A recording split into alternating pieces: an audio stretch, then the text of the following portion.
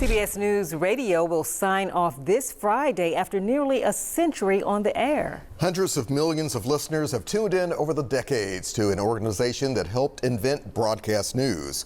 Bradley Blackburn sat down with some familiar voices to look back and listen. Good morning, I'm Steve Kathan. The voices of Steve Kathan and Deborah Rodriguez. New Iranian attacks are familiar for millions of listeners. Part of the CBS News radio team that's on 24 hours a day, 7 days a week. I've always thought that it's so important to get a thorough message out to listeners. It's an American institution. I mean, it's a place where broadcast journalism was born. For more than 15 years, Kathan has anchored the World News Roundup, the longest-running network newscast in history. Just that sort of linkage makes you want to lift your game up. The first Roundup aired in 1938. This is Bob Trout speaking to you from New York, opening Columbia's shortwave transatlantic program. And through World War II, CBS News Radio, led by Edward R. Murrow, became vital for the nation. Hello, America. This is Edward Murrow speaking from London. There were more German planes over the coast of Britain today than at any time since the war began. You didn't work for Murrow if you couldn't write well. Former CBS News anchor Dan Rather grew up listening to those broadcasts. CBS Radio should be remembered for becoming a national institution. Very important to the development of news other than newspapers. We're out there covering the war in Iran right now. What's going on there? What's happening in the Strait of Hormuz? Dustin Gervais manages CBS News Radio today. We went to the old newsroom where Walter Cronkite once anchored. This wall was the map that was behind Walter Cronkite when he was doing broadcasts. And radio correspondents used typewriters and reel-to-reel tape to report history. This morning, divers taken to the scene by another mini-submarine. What we do here at CBS has continued from when we started in the 20s to today. A couple of presidential inaugurations along the way. People visits. I remember doing a bunch of those. For journalists who've covered it all, their own sign-off is a defining moment. I think the heart and soul of an era in news telling is going to be lost. When you think about people who have done it previously and the history behind it all, it's been a real honor. The voices, delivering the news. I'm Peter King. I'm Wendy Gillette. I'm Jennifer Kuiper. Leaving their own legacy. I'm Allison Keyes. I'm Christopher Cruz. I'm Cammie McCormick. I'm Stacey Lynn. I'm Michael Wallace. I'm Linda Kenyon. This is CBS News. Bradley Blackburn, CBS News, New York. The power of storytelling without pictures. CBS News Radio is carried by 700 affiliates nationwide and reaches more than 20 million people every day. Oh my God! Oh my God! The weekend saw severe weather in parts of the Midwest, and this large tornado was spotted in St. Labore, recorded by a storm chaser. And you can see just how powerful this twister is. Wow, look at that. Authorities say at least 3 homes were destroyed in the area and several others damaged. No word on any injuries.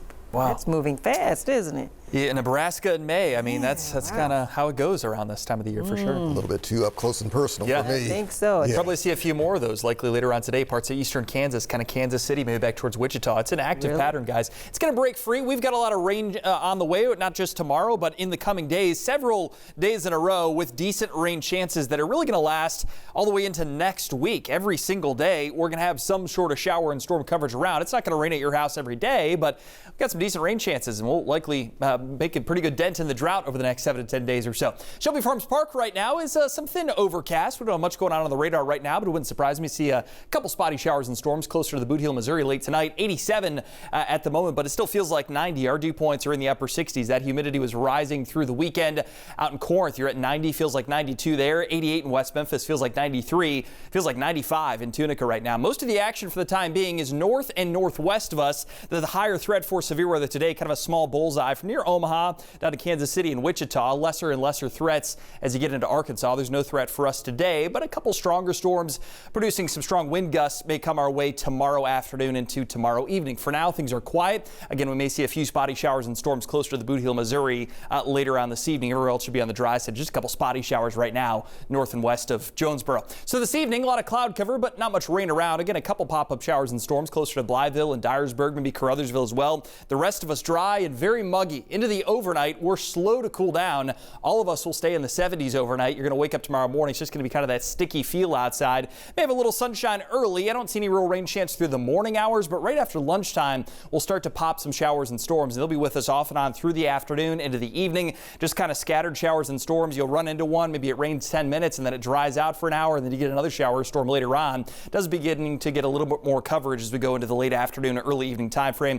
Again, the only threat with any storms tomorrow is really just going to be strong gusty winds and some small hail. There's really no tornado threat whatsoever for us. There's the moderate risk out. Again, a small area in eastern Kansas, up into northwestern Missouri as well. Level 2 out of 5 for us tomorrow from Memphis up to Dyersburg and then west across Arkansas. Again, those storms will be fading as they approach, but still the chance for some strong gusty winds, and a few of them will be tracking it for you as always. Just going to run the futurecast here through all the way through this weekend into early next week. It's rounds of showers and storms. Most of these look to be of the garden variety, no big severe threats. Not a bad thing, because again, we do need the rain. It's going to come in a way that is not uniform, though. You're going to have rain at your house 1 or 2 days in a row. Then maybe the next 2 days it doesn't rain at your house. Your neighbor gets it a few miles down the road. That's just how it's going to be for the next 7 to 10 days. We've got decent rain chances heading into the weekend. Those chances may drop a bit by Sunday, but then start bumping up again as we go towards Memorial Day next Monday. 7-day rainfall, 2 to 4 inches. Wouldn't surprise me to see a couple spots that get picked on a little bit more than that. So pretty decent amounts of rain over the next week and a half. 74 tonight, mostly cloudy, mild and muggy, just a stray shower overnight. Tomorrow starts dry, then gets more active as we get into the afternoon. 89 with scattered showers and storms for the afternoon and evening hours. Daily rain chances, again, those rain chances drop a smidge this weekend and then start climbing again next week. So somewhat summer-like eyes, but very active over the next 10 days. All right, Tyler. Thank you. You're welcome. Be watching. Thank you, Tyler. It's not Cabbage Patch Kids or Beanie Babies that have shoppers rushing to some stores around the world. Find out why time is of the essence.